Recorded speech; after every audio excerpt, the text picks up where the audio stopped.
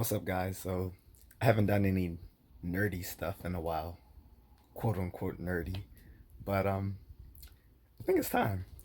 So, it's a bunch of good and not so good comic book movies that's come out in the last few years talking about the multiverse. And for the casual film goer who doesn't read all those comics and probably never taken much physics beyond high school, it might be confusing, right? So, first, let me say what I think the multiverse is, um, from a very dumbed down point of view, and then talk about the differences in the multiverses and the different movies that they're doing, right? From what Marvel is doing to what Sony is doing to what DC is doing. All right, so the multiverse, as I understood it when I took some intro astronomy and intro cosmology, cosmology being um, a branch of astronomy dealing with the origins and structure of the universe. Some people, especially the younger researchers now, believe that there's a multiverse, whereas I think the older ones were more agnostic about that.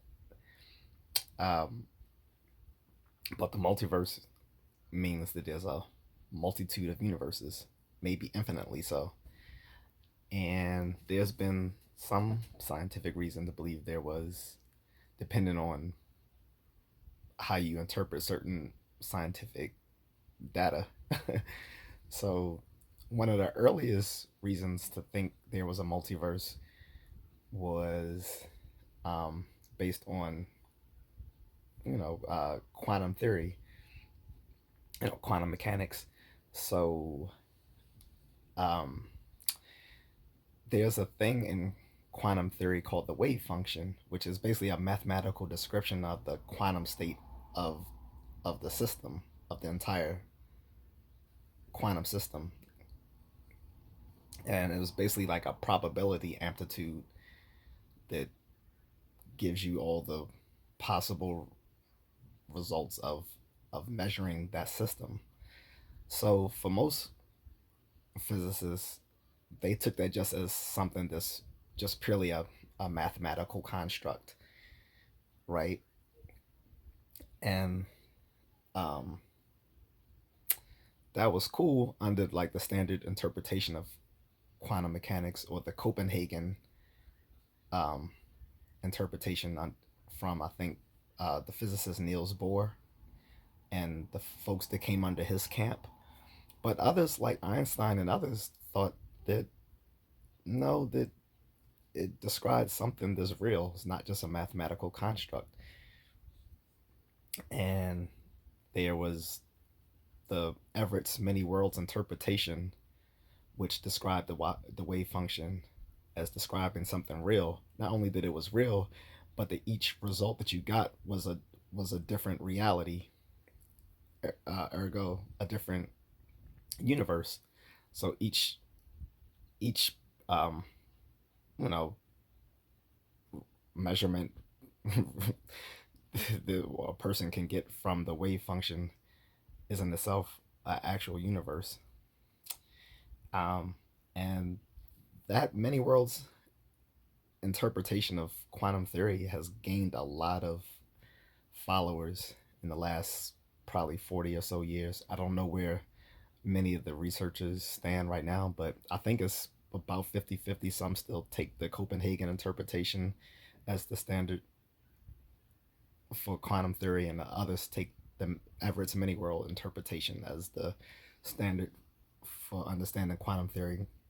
Then there's other interpretations of quantum mechanics as well, but those two are probably the biggest. Einstein has had his own interpretation of quantum mechanics to take some of the indeterminacy and chanciness out of it, to show that the underlying structure of reality isn't just probabilistic, but gives us something more closer to the old Newtonian type of universe where everything was pretty certain. But he was probably wrong on that. But at least he went down swinging. there's another um, reason to think there's a multiverse, which comes from the standard Big Bang cosmology, well, actually an expansion of that, the inflationary model of Big Bang. So just to get into that really quickly, so with the Big Bang, basically we believe 13.8 billion years ago, the universe had a beginning from a microcosmic point. In fact, a point of excuse me, infinite density and infinite heat that has that itself had no temporal or spatial figurement. So that's just on the Big Bang theory before you introduce quantum theory. The thing is, a lot of people never really accepted it, at least when you add in the quantum theory, because usually when you get to stuff like that, like those sorts of mathematical configurations, they usually signal that there's something wrong with your math, which Einstein himself even thought, since it was it was his theorizing, but even he himself thought that was probably problematic. Now, when you get into quantum theory and stuff like that, you start talking about the inflationary model, that basically there was some point in the early universe where the universe just expanded at an exponentially fast level to give us the modern universe. And a lot of contemporary physicists now consider that the beginning of the universe, not that point, that infinite point that is immeasurable before that happened. So the thing is, with that exponential inflation, it could have led to points of space time breaking off and forming their own universes, which is a very real reality if the inflationary model is true. And again, most people accept the Big Bang inflationary model as our origins of the universe. So if that's true, that might give us a multiverse as well, because as the universe expanded exponentially, parts of it may have broken off and formed other universes. And I'm not going to get into all the differences between bubbles, brains, and voids, but the literature is definitely out there if you want to look for it. um, well, but it made my cosmology class interesting. Um, then there's the most benign version of the multiverse, which is just that there's an observable horizon of the universe, which is basically a point beyond which none of our equipment and measurements can can go beyond. And so the observable universe is what we can actually study. Anything beyond that can technically be considered another universe. So you can have the observable universe, then you can have the universe with a big U, a capital U, and that might explain a part of the cosmos that's completely different from what we know in the observable universe. It may have different laws of physics and stuff like that. So that could be considered a different universe. So so now that we've done all that groundwork, right? And I've probably made some people's eyes cross, maybe mine cross too. um, Let me just say, so uh, the comic books have never been shy with delving into science fiction. The first time I think we delved into like a multiverse was in the DC comics back in like the 60s, when the Flash of the Silver Age, Barry Allen, ended up jumping into another universe, which became Earth 2, Earth 2 was originally all the Golden Age comic book heroes and stuff like that. They were eventually put on into a separate universe where they had their own storyline separate from what became canon in the Silver Age. And so sometimes they would cross over and have adventures together. This this is important since one of the new movies coming out is the Flash, right? So that was one of the first examples of, I think, a multiverse being explored in comic book universes. And then we come fast forward into the 21st century, and Marvel, under the Marvel Cinematic Universe, was, I think, the first to explore multiverse ideas in comic book movies. And they did it kind of well in Endgame, and but the later stuff with Quantumania, Anime, Ant-Man Quantumania, and the Multiverse of Madness didn't do a really good job of it. It just, I mean, one, the I don't know, the movies just weren't that good, to be honest. And it just, and then the other problem was it just didn't show that there was many stakes involved in there being a multiverse. From what I'm hearing, the new Spider-Man Across the Spider-Verse does a much better job showing that there's stakes involved with there being a multiverse. When I say stakes involved, meaning like if certain things don't happen, it can actually make things bad for the heroes. Like they tried to touch on that in the Multiverse of Madness when they finally introduced the idea of incursions, that when universes bump into each other, they will utterly destroy each other or the other universe, whatever. But it really didn't flesh that out too well in Multiverse of Madness. And Quantum Mania just was, the less said, the better about that. We have all this talk about this guy who can conquer multiverses, and then gets bodied by Ant-Man, the weakest of the Avengers. Yeah, okay. But in any case, um, now we have in the Spider Verse, and so some people are probably confused. They're like, "What's the difference between the Spider Verse in the Sony Spider-Man movies and the multiverse that the Tom Holland Spider-Man and Doctor Strange and all those guys were facing in the MCU?" So the Spider Verse is a subset of the Marvel multiverse. It's the subset of the DC, excuse me, I don't want to confuse you guys, the Marvel multiverse, where there exists a Spider-Man. So anywhere in the multiverse where there exists a Spider-Man is part of the Spider-Verse. So you guys got that? That maybe that clears things up for people who are taking their kids to go see this stuff and they don't understand what's going on themselves. The Spider Verse is different from the Marvel multiverse insofar as it's just a subset of the Marvel multiverse where there always exists a Spider-Man in some form.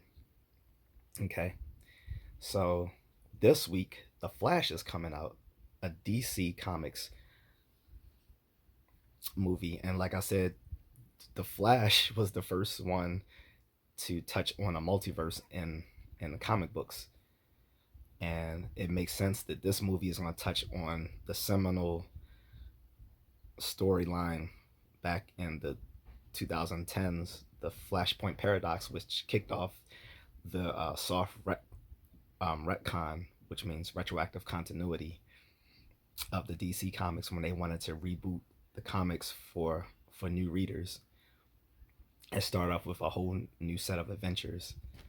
The New 52 was kind of disliked, except for Batman's, but most people like the Flashpoint Paradox storyline itself, where Barry Allen went back in the past to save his mother, but it was a trick by the Reverse Flash to have him do that so that he pretty much rewrites existence. And that's what we see in the trailer for The Flash. So I'm not going to give away too much of that because the movie looks awesome and I'm going to go see it this week. So he kicks off a different version of the multiverse where because of him going back and tinkering with the past, it alters the present. Now, I'm not sure if they're going to do like Endgame, where there is a where it starts a separate, an alternate history when he goes into the past and change it, or if it changes the actual present, because those are two different theories about it. So a lot of physicists that do research on time and stuff like that believe that if you go into the past, that in order to keep there from being certain paradoxes that happen, is that you don't change the present. What you do is what happens is that you basically start a whole different timeline of events, in this, in essence, a different universe, which gives you multiverses, because if you can change any little event in the past, you're not changing things that's going to alter the present. The present, as we know, is going to be the same. What happens is, for that person who went to the past, now they started a whole new timeline, and that's what I think is happening with the Flash. Or they could have taken it the traditional Back to the Future type uh, time traveling hijinks, where he actually changed the present, and now he has to go back to the past to undo what he did to correct the present, a la Back to the Future, which is the very thing they made fun of in Avengers Endgame, right? I'm good with it either way, but apparently, from people who've already seen the movie, they say that this movie has real stakes for a multiverse, unlike what Marvel did, and even a little bit more so than Across the Spider Verse with Spider-Man with Miles Morales. Even still, go see Spider-Man. It's gonna be awesome. I'm gonna go see that too. But the Flash is the priority, just because of Michael Keaton's Batman. Let's be honest. That's the only reason we're going to go see it, is Michael Keaton's Batman, and there's other cameos that I don't even want to tell you guys about, but I've already heard. So they do real homage to a lot of stuff that DC did in the past, or was trying to do in the past. I'll just say that much. But cameos galore. All right. So I hope that explains the whole multiverse stuff. But yeah, so Barry Allen is going back in the past to change the timeline where his mom was killed, and then I think it alters his his present, instead of creating an alternate timeline. And so then he has to go back and let his mom die for things to go the way it was supposed to do, because it basically fits another concept that was talked about in the Marvel movies,